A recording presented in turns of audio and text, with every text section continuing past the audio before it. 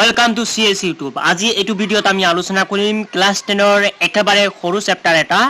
চেপ্টাৰটোৰ নাম হ'ল ফক। লেখক হ'ল কাৰ্লচেনবাৰ্গ। আপোনালোকে চাব পাৰিছে স্ক্ৰিনত। কাৰ্লচেনবাৰ্গৰ একেবাৰে সৰু চেপ্টাৰ ক্লাস 10 ত দিয়া হৈছে। এই সৰু চেপ্টাৰটো আজি আমি এইটো ভিডিওত আলোচনা কৰিম। আমাৰ ভিডিওটো প্ৰথমৰ পৰা শেষলৈকে চাই থাকক। আপোনাৰ লগত আছে মই সাহাবৰ আৰু আপুনি চাই আছে CS YouTube। তো বলক ভিডিওটো আৰম্ভ কৰো। তো গাইস পাৰ্টটোৰ নাম হ'ল ফক। ফগ মানে কুঁৱলী, কুঁৱলী, ফগ মানে হ'ল কুঁৱলী। ইয়াৰ প্ৰশ্ন পাঠটোত কি কৈছে চাওঁ। The fog comes, কুঁৱলীবোৰ আহে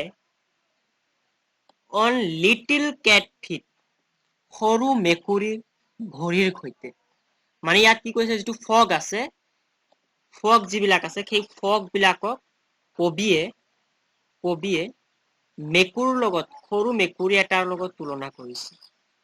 মেকুৰীৰ এটা অভ্যাস কি, মেকুৰী যেতিয়া আহিব বা মেকুৰী যেতিয়া এঠাইৰ পৰা আন ঠাইলৈ যাব,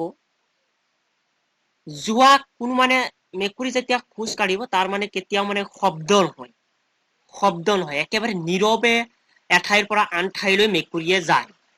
আৰু এই ফগটো তেনেকুৱা, ফগ কেতিয়া আহে কেতিয়া নাহে বা কেতিয়া গুচি যায় কোনেও ধৰিব নোৱাৰে। একেবাৰে নীৰৱ। সেইকাৰণে কবিয়ে সেই ফগ শব্দটো সৰু মেকুৰী এটাৰ লগত তুলনা কৰিছে। তাৰপিছত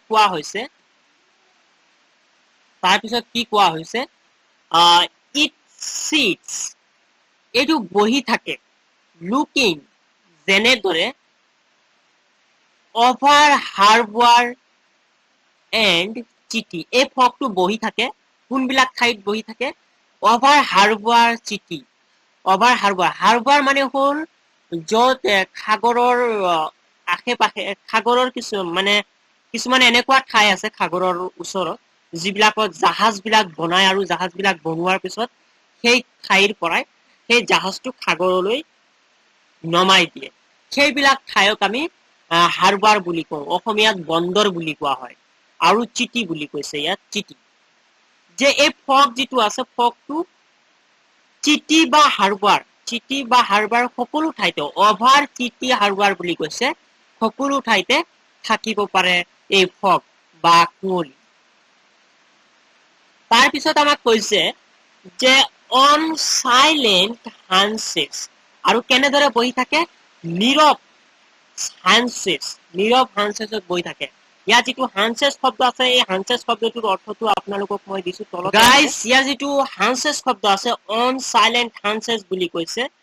ইয়াত অন হানচেছৰ অৰ্থটো দিয়া আছে, ইয়াত হ'ল চিটিং উইথ নিজ বেণ্ড, মানে আঁঠু বেঁকাকৈ বহা, যাক আমি নীল ডাউন বুলি কওঁ। সেই অৱস্থাটোক অন হানচেছ বুলি কোৱা হৈছে। ইয়াত অন হানচেছ বুলি কোৱা হৈছে সেই অৱস্থাটো। গাইস, অন হানচেছ মানে এতিয়া বুজি পাইছে। অন হানচেছ মানে হ'ল চিটিং উইথ নিজ বেণ্ড, মানে আঁঠু বেঁকা কৰি বহা। এণ্ড আৰু দেন মুভছ অন, আৰু সেই মানে নীৰৱে বহি থাকে মানে কি, ফগ মেকুৰীৰ ভৰিৰ সৈতে আহে, হাৰবাৰ চিটি বা সকলো ঠাইতে নীৰৱে বহি থাকে আৰু গুচি যায়। এণ্ড দেন মুভছ অন, আৰু গুচি যাব ধৰে। তো গাইস, এইখিনি এই ফগটোত আছিল, এই ফগ নামৰ কবিতাটোত আছিল। মই এবাৰ ইয়াৰ সামাৰাইজ কৰিছো, এই যিবিলাক অৰ্থ আছে অৰ্থবিলাক মই সামাৰাইজ কৰিছো। কি কৈছে ইয়াত, যে the fog comes on little cat feet, it sits looking over harbor and city, on silent houses and then move.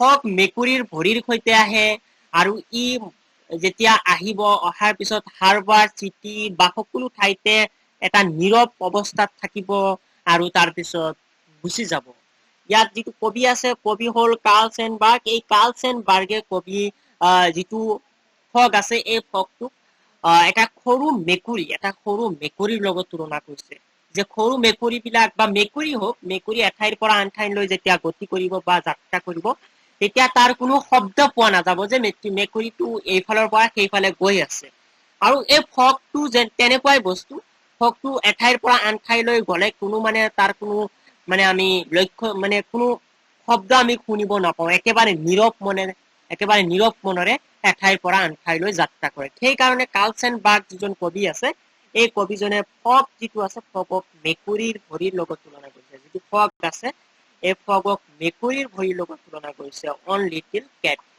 তো গাইজ এইটোই আছিল এইটো ভিডিঅ'ত আলোচনা কৰিবলগীয়া কিছু কথা যদি ভিডিঅ'টো বুজি পাইছে ভিডিঅ'টো এটা লাইক কৰি দিব আৰু আমাৰ চেনেলৰ নতুন হলে চেনেলটোক সাবস্ক্ৰাইব কৰি যিটো কাষৰ যিটো বেল আইকন আছে সেই বেল আইকনটো প্ৰেছ কৰি দিব আমাৰ নতুন ভিডিঅ' বিলাকৰ নটিফিকেশ্যন সবাতোকৈ পাবলৈ আজিলৈ ইমানেই ধন্যবাদ